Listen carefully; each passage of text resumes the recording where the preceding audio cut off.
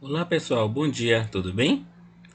Hoje nós vamos começar falando do módulo 1, intitulado como Textualidade e Produção de Sentidos.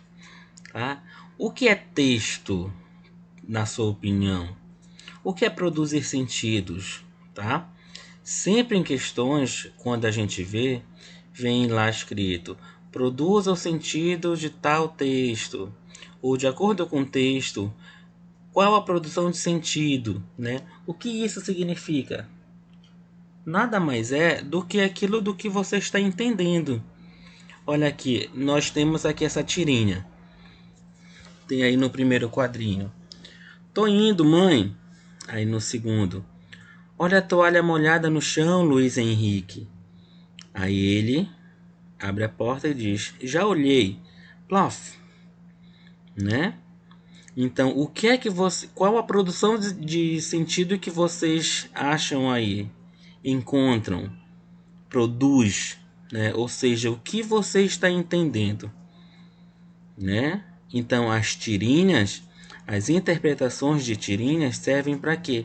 Para alertar, para criticar sobre algo que está intrínseco, ou seja, que está nas entrelinhas daquela daquela enunciação, daquele texto, tá? E o que é enunciação? Aí embaixo tem, ó, enunciação, ato de produzir um enunciado em dada situação de interação verbal demarcada no tempo e espaço. Será se a mãe queria dizer que era apenas para ele olhar a toalha? Não, né? Ela disse que a toalha estava no chão, logo ele tinha que pegar a toalha e colocar em um outro lugar, tá? Então isso daí vai ser a interpretação de cada um, tá? Olha só, então quando a gente pega uma tirinha, a gente deve perceber tudo que está nela, tanto a parte escrita quanto a parte visual, tá bom? O olhar, o sorriso, as expressões, tá? Tudo que tem na tirinha deve ser analisado, tá? Então, ó, a tira é um texto porque retrata a interação entre duas pessoas que trocam mensagens verbais em dada situação e com um propósito específico.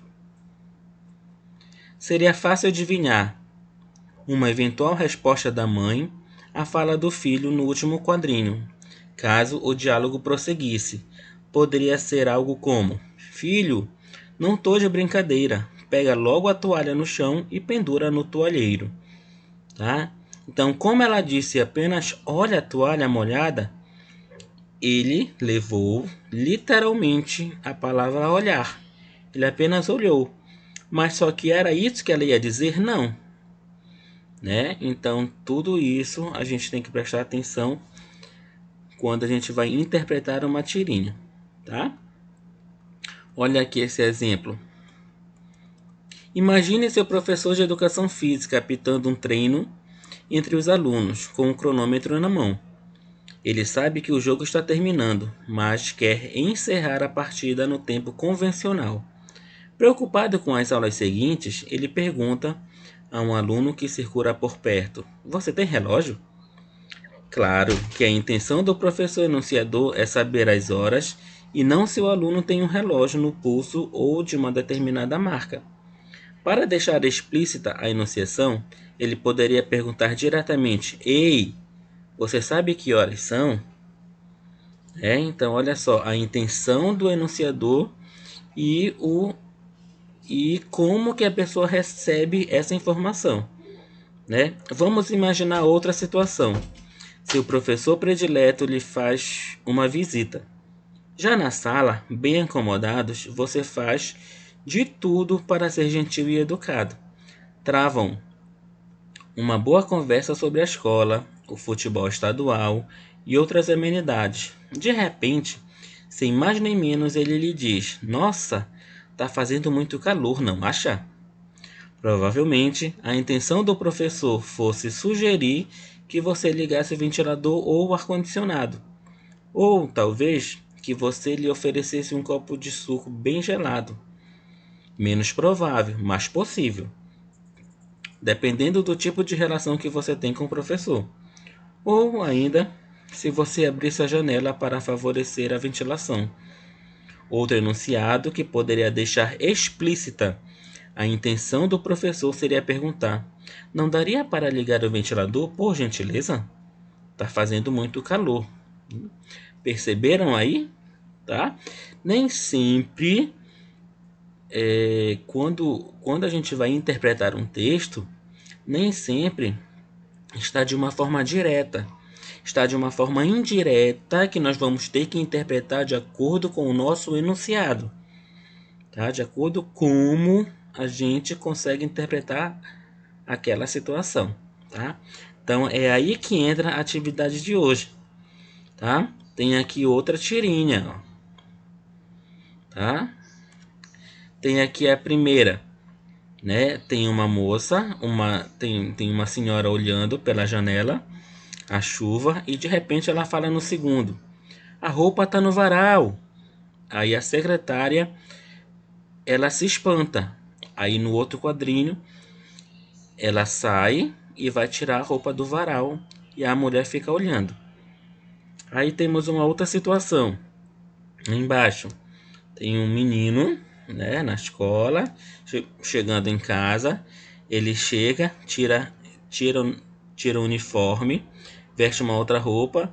2 horas depois ele diz: ih, esqueci da aula de matemática. Cadê a roupa que eu deixei aqui? Aí a mulher fala: a roupa tá no varal. Aí ele fala: essa não. Perceberam? Tá? Tem duas interpretações aí. A primeira, a roupa tá no varal, e a segunda também, a roupa tá no varal, mas só que são em circunstâncias diferentes. Aí a primeira questão vem: a partir da leitura do último quadrinho da primeira tirinha, responda como a empregada interpretou o enunciado da patroa. Ou seja, né? A patroa disse: a roupa tá no varal. O que foi que ela entendeu? Você vai escrever aí, muito fácil. Segunda, com base na fala do menino, no último quadrinho da segunda tirinha, responda como o menino interpretou a fala da empregada no quadrinho anterior.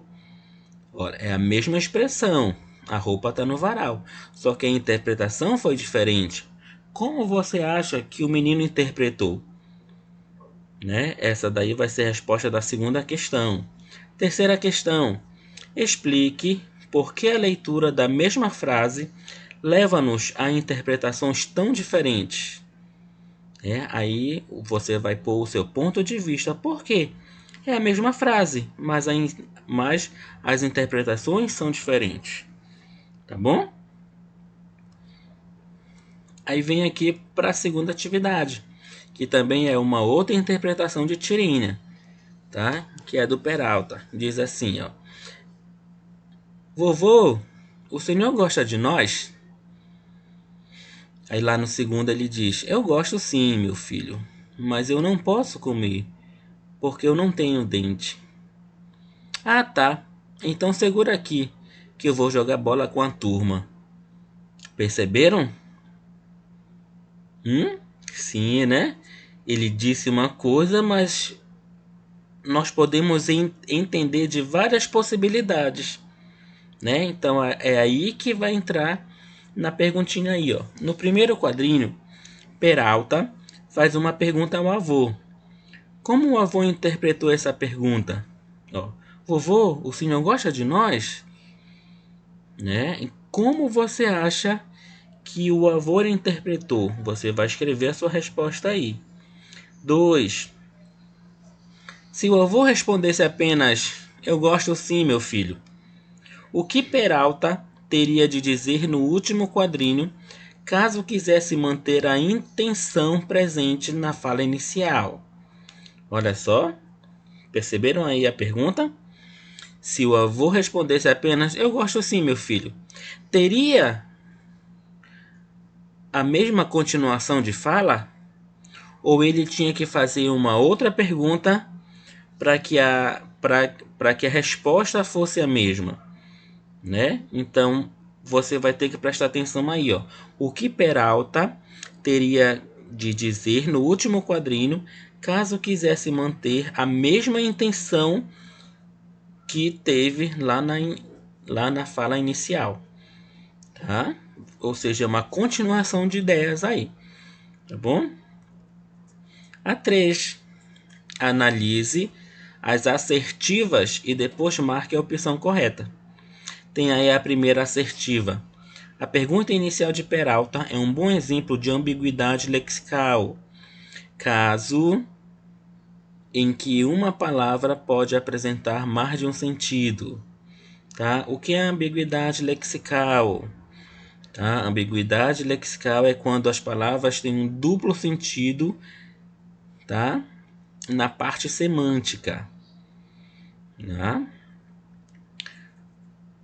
A pergunta inicial de Peralta é um bom exemplo de ambiguidade estrutural ou sintática, caso em que uma estrutura pode dar margem a duas interpretações. E o 3, a pergunta inicial de Peralta é um bom exemplo de ambiguidade situacional ou pragmática, em que um enunciado pode ser ambíguo por causa de um contexto da enunciação. Tá? Esse assunto, se você já souber, faça, tá?